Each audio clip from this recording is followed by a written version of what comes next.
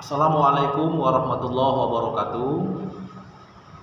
Kembali lagi dengan saya Dalmi Iskandar Sultani dalam channel pendidikan. Bismillahirrahmanirrahim. Alhamdulillahirabbil alamin. Assalatu wassalamu ala asrofil anbiya'i wal mursalin wa ala alihi wa ashabihi ajmain. Bersyukur kita kehadirat Allah Subhanahu wa taala atas nikmat yang kita masih rasakan hingga sekarang ini. Salawat salam senantiasa terucap dari lisan kita sebagai ungkapan yang paling indah. Allahumma sholli ala Muhammad. Dan insyaallah syafaatnya kita harapkan di yaumil mahsyar kelak. Amin insyaallah. Pada pagi hari yang berbahagia ini saya ingin sedikit berbagi tentang kata membaca. Di mana kita ketahui membaca itu adalah aktivitas mengumpulkan informasi dari objek dalam bentuk tulisan yang kita baca. Sehingga dengan membaca tulisan-tulisan itu, pengetahuan kita bertambah, wawasan kita luas, dan tentunya kita keluar dari situasi kebodohan dan ketertinggalan. Namun, apakah kita mengetahui sebenarnya bahwa membaca itu ada dua jenisnya? Yang pertama, membaca tekstual. Yang kedua, membaca kontekstual. Membaca tekstual itu membaca yang barusan saya sampaikan. Membaca tulisan yang ada. Membaca dalam bentuk tulisan objeknya. Nah, itu membaca tekstual. Namun membaca kontekstual adalah aktivitas membaca, aktivitas mengumpulkan informasi dari semua objek yang ada di sekitar kita, yang terlihat dalam bentuk benda dan yang kita dengar baik dalam bentuk suara. Itu membaca kontekstual. Contohnya begini, ketika kita sedang berjalan, lalu kita melihat seseorang duduk melamun dan termenung, maka pasti secara langsung dalam benak pikiran kita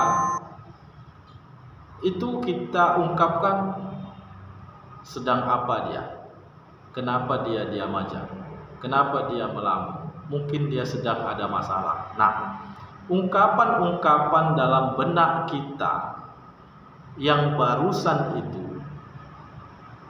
itu sama dengan kita membaca objek yang kita lihat dalam bentuk kata tanya. Itu. Lalu kita melihat satu gambar atau satu bangunan, baik yang jelek, rusak, cantik, dan indah. Lalu kita berpikir dan dalam benak kita terucap, ya Allah, ternyata rumah ini tak lebih baik dari rumahku. Ya Allah, amat cantik dan indah bangunan masjid ini, ya Allah. Ya Allah, ya Tuhanku, dan lain sebagainya. Itu aktivitas-aktivitas membaca kontekstual. Segala sesuatu yang terucap dalam benak pikiran kita, namun tidak ada tulisannya. Itu kontekstual. Jadi sahabat semua, membaca itu, jika kita hanya membaca teks, maka kita akan mendapatkan pengetahuan yang luas, wawasan yang luas. Mungkin kita cerdas, mungkin kita akan pintar dan pandai.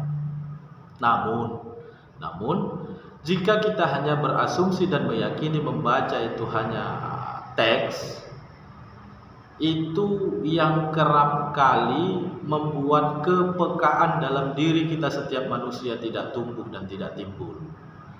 Karena kita hanya fokus pada teks. Tapi ketika kita membaca dari sudut kontekstual, kita akan dapat merasakan apa yang dirasakan orang lain. kita dapat merasakan apa yang terjadi di dekat kita, apa yang terjadi pada orang lain, dan lain sebagainya. Contoh, ketika kita berjalan, kita melihat seseorang sedang butuh bantuan. Lalu terucap dalam benak pikiran kita, mungkin Bapak itu sedang kesulitan, kesusahan, dan butuh pertolongan. Nah, dari aktivitas melihat itu terucap dalam benak pikiran, maka tumbuh kepekaan kita, kesadaran kita untuk menolongnya. Maka terjadilah aktivitas menolong. Begitu juga yang lainnya. Nah, kenapa harus ada membaca teks dan kontekstual?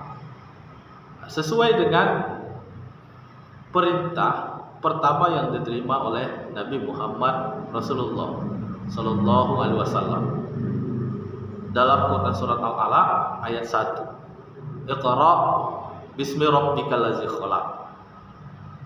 Di situ berbunyi, bacalah. Yang pada peristiwa penerimaan wahyu pertama itu, kata Iqra itu tidak dalam bentuk tulisan, tapi dalam bentuk ucapan. Ucapan yang diucapkan oleh malaikat Jibril yang membawa wahyu kepada Nabi Muhammad. Nah, pada saat malaikat Jibril mengucapkan kata Iqra, Nabi Muhammad mendengar. Lalu kemudian Nabi Muhammad mengulang kata itu, Iqra. Nah, itu aktivitas membaca kontekstual. Membaca tidak dalam bentuk tulisan, tapi objeknya adalah suara yang didengar oleh telinga, sehingga terjadi aktivitas membaca itu. Itu yang harus kita ketahui, itu yang harus kita pahami. Jadi dengan kita memahami aktivitas membaca dari sudut tekstual dan kontekstual, selain kepintaran, kecerdasan, dan kepandaian kita terbangun, wawasan kita luas dari begitu banyaknya teks tulisan yang kita baca, maka kita jalankan juga aktivitas membaca kontekstual, kepekaan kita akan tumbuh dan berkembang di dalam diri kita, sehingga kita menjadi pribadi yang lebih baik, pribadi yang seimbang, cerdas, pintar, pandai, berwawasan luas, dan memiliki kepekaan terhadap segala hal, terhadap segala sesuatu yang dapat kita lihat atau kita dengar dan kita rasakan. Sahabat semua, mari kita membangun kepribadian kita dari hal-hal yang kecil, karena tidak mungkin kita dapatkan satu yang besar tanpa kita mulai dari hal yang kecil, termasuk keluar dari situasi dan keadaan yang ketertinggalan itu.